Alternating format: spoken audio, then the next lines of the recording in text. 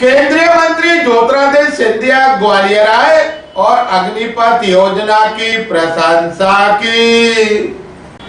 केंद्रीय नागरिक उड्डयन मंत्री ज्योतिरादित्य सिंधिया 2 दिवसीय प्रवास पर ग्वालियर आए। लोगों ने एयरपोर्ट पर स्वागत किया। इस दौरान मीडिया से चर्चा कर सिंधिया ने अग्निपथ योजना की तारीफ करते हुए कहा कि देश हित में यह योजना है। सेना में इस योजना के द्वारा अधिक से अधिक नौजवानों को अवसर प्रदान किए जाएंगे। वहीं सिंधिया ने टिकट वितरण पर कहा कि टिकट को लेकर कोई असंतोष नहीं है। ग्वालियर सहित पूरे प्रदेश में निकाय चुनाव में भाजपा प्रचंड बहुमत से जीतेगी।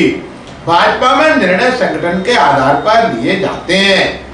उन्होंने कहा कि ग्वालियर में विकास के कई कार्यों को कराया गया और अब 2 साल बाद आकार ले रहे।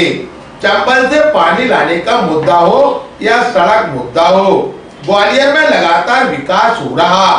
नया एयरपोर्ट बन रहा है, रेलवे स्टेशन का पुनः विकास होने जा रहा। देश के रक्षा फोर्सेस के लिए, देश के हित के लिए बनाई गई भारत सरकार के द्वारा, रक्षा मंत्रालय के द्वारा, और इससे जो हमारी फौज में नौजवानों को योगदान होना चाहिए, वो आने वाले दिनों में संभव होगा। वर्तमान में हमारी फौज में जो एवरेज उम्र भी है वो ज़्यादा है, उसको भी कम करने के लिए नौजवानों को, युवाओं से जोड़ने के लिए ये नीति चलाई गई।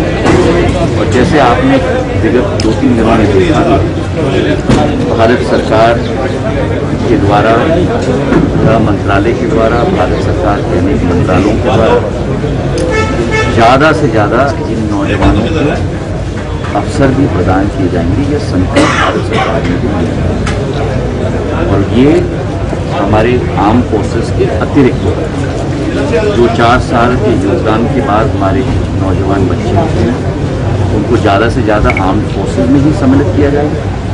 और जो आर्म फोर्सेस में सम्मिलित न हो पा रहे,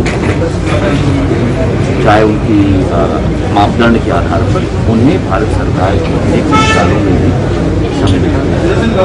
तो ये कुल मिलाकर नौजवानों की हित में योजना है।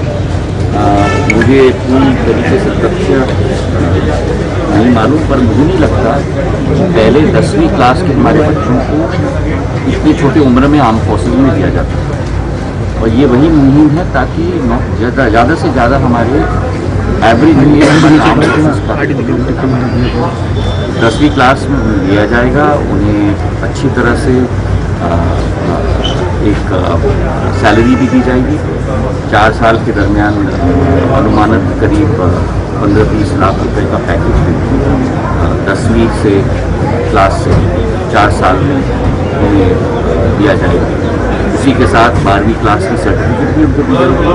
तो ये सारे तथ्य इस योजना में जो हमारे नौजवानों को भी हमें अवगत कराना तो जरूरी है। तो आपके माध्यम से भी अवगत किया। हमारी पार्टी एक संगठन आधारित पार्टी है। जो भी निर्णय लिया जाता है प्रजातंत्र सभी के मतों के आधार पर लिया जाता है। आपने स्वयं देखा है, पहले मंडल लेवल की समीक्षा होती है, फिर एक जिले लेवल की समीक्षा होती है, फिर एक संभागीय लेवल की समीक्षा होती है। तो हमारे दल में हर भारतीय जनता पार्टी ने हर एक कदम साथ में मिलकर निर्णय लिया।